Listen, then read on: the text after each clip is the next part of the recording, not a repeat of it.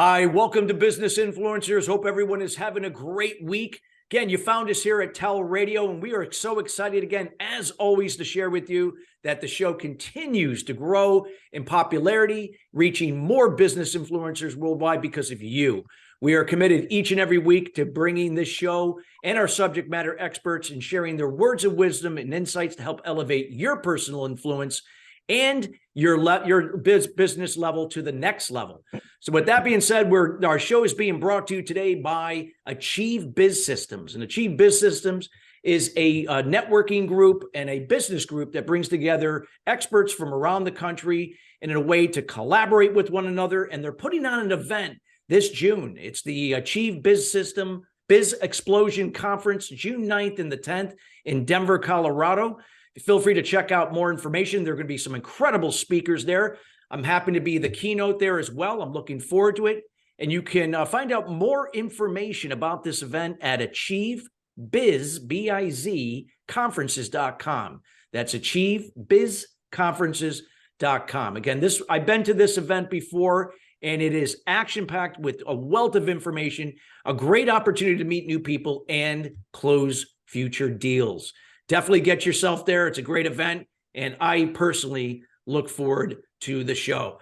Well, today we're going to be talking about the power of visualization, and we are here with the New York Times bestseller, Glenn Plaskin. And before I introduce Glenn formally here, let's go over a brief bio about Glenn. He's a celebrity interviewer. He is a best-selling author of 25 books specializing in memoir, business, self-help, leadership, and inspiration, including Horowitz, the biography of Vladimir Horowitz, Katie Up and Down the Hall, the true story of how one dog turned 5 neighbors into a family, and On the Road Less Traveled, an unlikely journey from the orphanage to the boardroom. His interviews have appeared in the New York Times and New York Daily News, featuring such figures as Meryl Streep, Katharine Hepburn, Elizabeth Taylor, Diane Sawyer, Judge Judy, Dolly Parton, Al Pacino, Calvin Klein, and Nancy Reagan, just among many, many other celebrities. His TV appearances include Oprah, Larry King, and to Today's Show. Currently, Glenn lives in New York City. And without further ado, we welcome Glenn Plaskin to the show. Glenn, how are you doing today? Hey, so nice to see you, Chris. Thanks for that nice introduction. I hardly recognize myself, but thank you. I get a lot of guests that say that a lot when they come on. Well, Glenn, you and I know each other, and you're an extraordinary writer, and someone that has really brought people's stories to the forefront. But you and I, when I first met you, you were so transparent about your story, about how, when you were, a young man or even a boy at the time, how you visualized where you were and where you decided to be, what success means to you. And then it's the power of visualization. And I know for you, it's such an important topic to talk about. That's why we're here, and you're going to be sharing here. Can you share some insights about visualization in general and why you feel it's so important when it comes to influence and whatever that may be to somebody? Well, yeah, I think you have to have a picture of where you want to go. And, I honestly believe that everybody has more than one career in them. We have many talents. It's not just one talent. In my life, I started off with this one talent, which was musical. So it was playing the piano, and I wanted to be, my visualization for that was that I wanted to be a classical concert pianist. So my parents sent me to a conservatory of music for 9 years during college, 9 years consecutively. And at the end of that 9-year period, that's when I quit. That was the end of that career for me, because I realized that was not going to lead to what I wanted. In fact, it wasn't even what I wanted. I only thought I wanted it when I was a teenager. So one decision you make when you're a teenager may not be the right one when you're in your 20s or 30s. So what I did is, without knowing it, I didn't know anything about the technique of visualization. Visualization is a mental technique that uses your imagination to create a picture of your future as you want it to be. I think of it as kind of like a mental rehearsal. It's like a dry run. You like practice your way through imagining what it is you want to do. And you imagine what it is in all five senses. What will it look like? What will it sound like? What will it smell and taste like? Like if you were to become, like, you're a public speaker, you're a keynote speaker, what would it feel like to stand on a stage in front of hundreds or thousands of people with a spotlight on you, and you're going to give a message to other people that's going to help and inspire them? What would that feel like? So even if you were like a little kid listening to this now, you could imagine, gee, what would it be like if I could get up on this stage and do this? So it all starts with a picture in your own mind of what you want it to be. So when I quit music, I got this strange idea that I wanted to write a book at that time about someone famous. So I had no experience. And I always tell people, you can start at the bottom or you can start at the top. It's your choice. And I always often say that lack of experience should not stop you from trying. So you can start at the top, you can start at the bottom. I decided to start at the top. So I came to New York and I went to 15 top publishing companies with my idea. And remember, I wasn't selling myself, I was selling my idea. And they were all interested in my idea. And then I went to the William Morris Agency, which is the large talent agency. And they said, well, what have you written? I said, nothing. They said, well, what have you had published? I said, nothing. They said, well, then what are you doing here? And I pulled out my list of publishing companies that were interested in my idea. And to make a long story short, in December of that year, I was a penniless pianist student in college. And 6 months later, I was paid what would be equivalent to about $150,000 in today's money to write a book, even though I didn't know how to write a book. It doesn't matter. My visualization for this was that I was going to write a book. And if you are tenacious, which I was, and determined and ambitious, and also, desperation is the mother of invention. If you're desperate and you have nothing to lose, it's much easier to take a risk than if you have 3 children and a mortgage and a family and a job at the bank. You don't want to give up your job at the bank for your dream of becoming a country singer because you need the money. But remember, I had nothing. It was such a great thing to have nothing because I had nothing to lose. So I got this deal, and over the next 3 years, I did everything I could to make this succeed. I hired a writing teacher. I hired a coach. I had an editor. I had a typist. I had everything that was helping me. And 3 years later, when the book came out, it was on the front page, which was my visualization for this, of the New York Times arts section. And it was literally on the front page of almost every major newspaper in the United States, the Washington Post, the Chicago Tribune, the LA Times, and in all around the world too, the London Times and elsewhere. Now, why? Well, truthfully, this book was doing something that no book had done. There was never a book about this particular famous pianist that I wrote about. So that's why it was getting attention. But I found myself one day sitting at the Beverly Hills Hotel on my book tour thinking, gee, here I am in Beverly Hills on a book tour when, 3 years ago, I was in the practice room playing the piano. So what does this prove? Well, I always tell people, because when I grew up, I got all D's and F's in elementary school, and I was told I had a low IQ. So as my mother would later joke, you did so much with so little.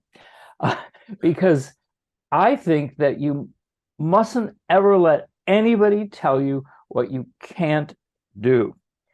You should do what you want to do if you can work up the courage to do it. And one way to do it, at least for me, this worked, was that I would repeat over and over in my mind, what's it going to be like when this book is finished? What will it feel like, to hold a book in your hand, to go to Barnes and Noble and see your book in the bookstore? What would it feel like, to go on television or radio or do newspaper interviews about the book? What would a book party feel like? I actually did nothing but imagine all this stuff. And then eventually, honestly, it all came true. Well, I get that's the power of visualization. And what would you say that somebody listening to that, like you, was there more than just saying it to yourself, or was there some kind of focus, or that maybe like almost like not that you had to be like in a meditative state or something like that, but like you didn't just say it a couple times, like this was something that maybe you maybe did something to really put a lot of energy and focus, and just like with anything, energy can move things. I think you have to have a clear mental image of something that doesn't yet exist. You have to imagine what it could be like. It's almost like, when kids are playing pretend, they build imaginary worlds that seem real to them. And then that's kind of what you're doing. And also, if you focus on it enough, I read somewhere that it actually increases your alpha brain waves. In other words, it changes your brain if you continually imagine what it could be like. It almost like it tricks your subconscious mind between what's real and what isn't real. Now, it's true that it might not have worked out. I mean, it could just as easily have failed as succeeded. Honestly, it could have. But I refuse to think about that. I never thought, oh, this might not work. I just kept pushing ahead. And there was a period of time I remember when I honestly didn't think I could finish. And I went to a therapist about it. And I told her, I said, I'm too depressed to finish this. I just feel depressed about it. It just seemed overwhelming to me. And she said, the more you do it, the more you'll feel like doing it. And so I chopped it up into manageable chunks. I thought, well, I could do this section of this chapter today, and then the next day I could do this section of this. I had to put it into digestible bites, because remember, this particular book I wrote was 600 pages. It was pretty big. Oh God. Well, actually 450, but another 150 of footnotes and other things. So it was a big project, like a big jigsaw puzzle, but you don't do a puzzle in 1 minute, you do it one piece at a time.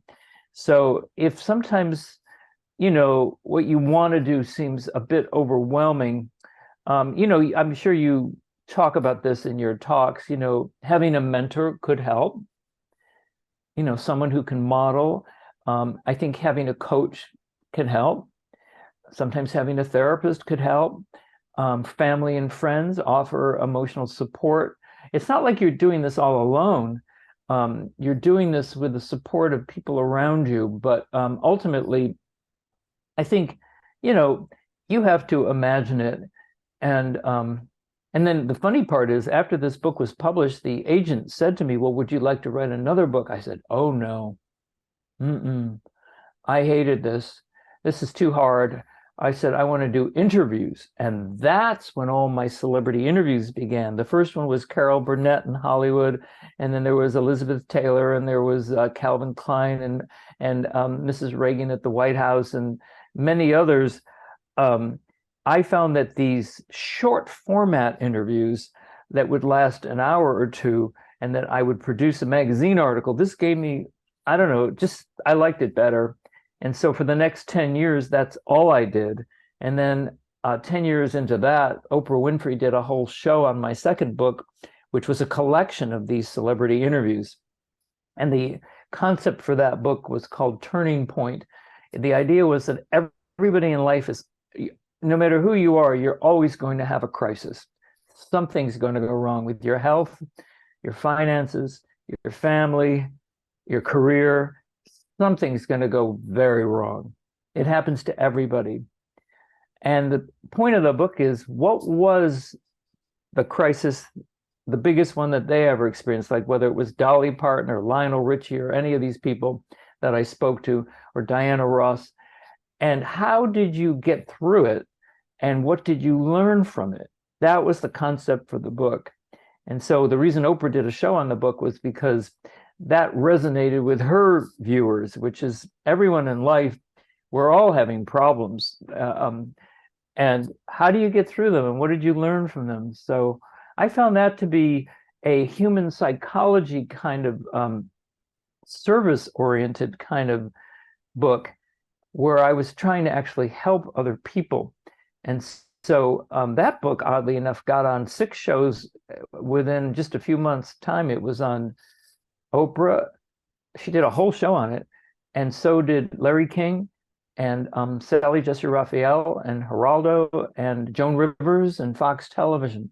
So it seemed to strike a chord with people, and I realized that I had an ability that I didn't think I had originally, which I didn't, but now I had it, which was the ability to empathize with others and to communicate their life experience through words.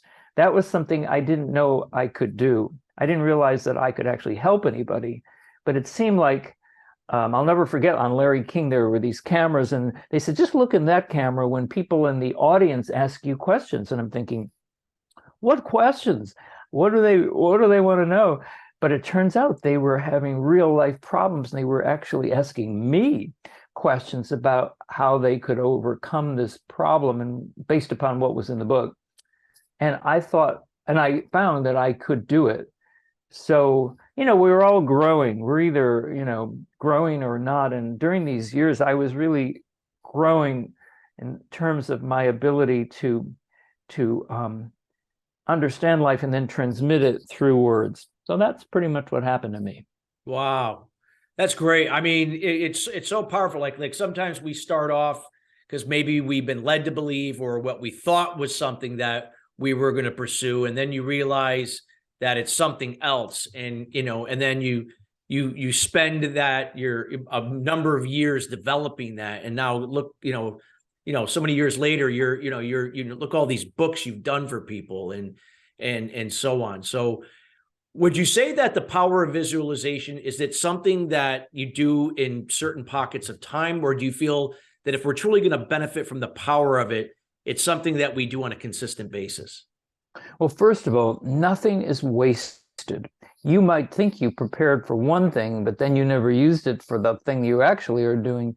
But I have found that nothing's wasted. Whatever I learned in one thing helped me get to the next thing. And if that thing hadn't happened the way it happened, then I never would have. I mean, with just the slightest change of direction, I would be now teaching piano in a college. Just the slightest little change. But because I made that decision to write this book that I really wasn't qualified to write at the time, that changed my whole life. So sometimes just that one decision could change your whole life. So as far as visualization goes, I mean, it's just dreaming. That's really all it is. It's like daydreaming about what would I really like to do, And I think a lot of people out there, you have a business audience, so a lot of your audience, has achieved a lot financially and in their company, and they maybe brought their dream to, it came true. But there probably are some of those people out there who may have a second act in them, so to speak. Sometimes, people in their 40s or 50s or beyond, they have had enough of one thing, and then they want to transition into something that might be more emotionally meaningful to them. Yeah. Wow. Wow. This is great stuff. What would you recommend? Like if somebody's listening on this podcast, as we are, or radio show that we're on live now, or people that would be listening later, what would you say would be the first thing to do about visualization? Is it, do you have to be sitting down? Is it something you could be, is there any one way, or are there many ways that we can visualize to manifest something, that we feel that could, change the course of our lives, our careers, or anything that's important to us? Sometimes, when you let your mind relax, you're more likely to have things come into it that you really want. So I don't think you would do this in a tense state at work or anything like that. Yeah. But it could come to you anytime. For me, I don't even know how it came to me. And by the way, when I was in my 20s, I didn't know anything about visualization. I was instinctively doing it. I didn't know about it. I didn't read a book about it. Nobody ever explained it to me. I did this just instinctively. It's like a dream that you have, that you really want to do something else. And how could you make your dream come true? And remember, I think it's easier to make your dream come true now than it it ever was before, because we didn't have back then social media and instant access to the internet where you can find out anything you want and you can communicate with anybody you want. Back then, it was more like the dark ages. You had to really pick up the phone and do it yourself and write letters. And I mean, it's the same thing as today. Letters are now emails, and the phone is now whatever. But I don't think any of that matters. And I don't think money matters. You don't need money to visualize things. I didn't have any. But I visualized it, and within 6 months, then I did have money, because the world manifested, what I was trying to make happen. But this was instinctive. So you don't need any great skill to do this. Really, all you have to do is just take a nap, maybe take a pad of paper out and write down some things that you might want to do, and then look into what people are doing, what you want to do, who have succeeded maybe. By the way, I did not do that. I never looked into how other people succeeded. I still don't. I tend to just keep in my lane. I'm more like a horse with blinders. It's like somebody will say to me, well, what are the other writers doing? Oh, I don't know. I don't care. Honestly, it's all I can do to handle what I'm trying to do. So I try not to. I don't think feeling competitive with others or jealous of others is very useful. I think people need to get in their own emotional groove and just do what makes you excited. I was super excited, by the way. That was what kept me going, was my excitement. I thought, wow, somebody hired me to do this. I'll have to figure this out. I thought it was so exciting. I mean, wherever I would go, people would say, what do you do? And I would say, I'm writing a book. And they always seemed interested. They said, you're writing a book? I said, yeah. They always seemed to underestimate me. Like, how could you be writing a book? I remember once I did my first interview for the New York Times, and the guy I was interviewing came in and looked at me and he said, you are the New York Times? Like, how could you be representing them? So I often found myself underestimated. But then you have to tell yourself, don't let anybody else define you. You're you, and you just have to do what's best for you, and do your job and hope the rest works out, right? Yeah, absolutely. Well, no, you've shared some really, really great information here, and I'm a big believer in the power of visualization myself. I think it's so critical that when you can visualize something, it's just like you said, it's a puzzle. In a way, you're not going to complete it overnight, but you're going to see it, and then you're going to take with what you have and work with that, and then add a piece as you go, as that comes into your control, to then lead to the finished puzzle, or the finished end result that you're seeking. In this case, it was books. I know you've written quite a few books. You've written books for many other celebrities. As we get towards the end of the show, any particular books that you would like to share with our listening audience?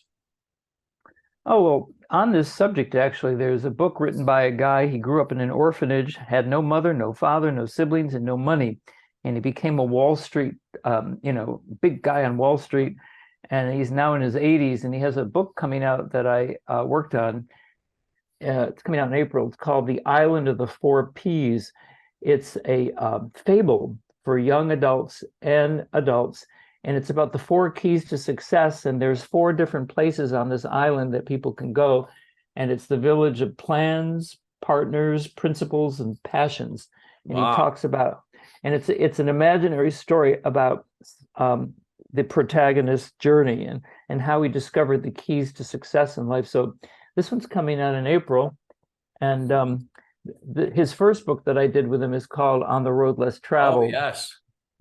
And this book is about how he rose from a very difficult childhood to becoming very successful. He just gave, I think it was $35 million to his alma mater, the University of Rochester.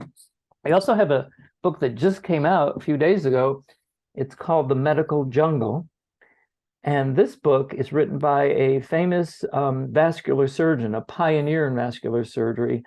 And there's a tiger on the cover because he believes the medical world is filled with corruption and danger. And he explains all about it in here. And in May, I had another medical book that came out called Cutthroat, written by the orthopedic surgeon for the United States Air Force. And this is also kind of an expose. So the books are, kind of all over the place subject-wise. Well, no, it's great. I mean, I think, and it's exciting that you got 2 books coming out that you've written, and helping other people really share their story, people that have made impact in our world, made impact in their industries, and now looking to create some more impact overall and create a legacy moving forward. So I think it's so valuable. Anything that you would like to share about what you talked about with the power of visualization? Anything else to kind of sum everything and put everything together in a summary for the listeners? Well, the one thing that will stop people from doing it is fear. There are certain blockades to this, and one of them is fear. And the acronym FEAR could be false expectations appearing real, because we fear things that we think are going to kill us or crush us, like, oh, it's too late. I can't do it. I'm not good enough. I don't have the right background for it. I have to put my attention on something else, whatever it would be. Take it from someone like me. I am fearful. I'm always afraid. Every time I begin a new project, I'm like, oh my God, I'm terrified. I can't do it. It's overwhelming. It's going to take too long. I mean, I still feel it. I think you can use fear as your friend. In other words, it can kind of, I'm sure you talk about this in your seminars. Fear is very crippling, it can be. And it really hurts when you're afraid of something. It hurts.